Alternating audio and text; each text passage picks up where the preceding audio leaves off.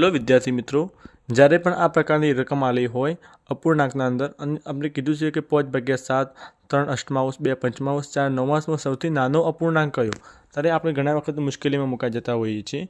તો સૌથી પહેલાં આપણે શું કરીશું, બધાને આપણે ગુણોત્તરની રીતે સરખાવશું. 5/7 રહ્યા, એના બાજુમાં 3/8 મૂકીશું, એના બાજુમાં 2/5 મૂકીશું, એના બાજુમાં 4/9 મૂકીશું. બરાબર. આ કરીને 8 5 ચોકડી ગુણાકાર આપણે કરવાનો.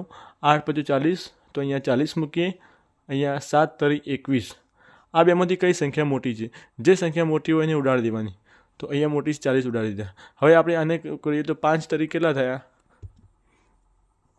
15 આવ્યા, 8 2 16 આવ્યા. કઈ સંખ્યા આપણને મોટી દેખાય? 16 મોટી દેખાય, તો અહીંયા આપણે ઉડાડી દઈએ.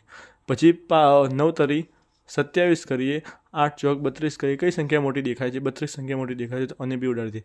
તો આ જે વધુ 3 અક્ષમાંશ છે આપણો જવાબ આવશે.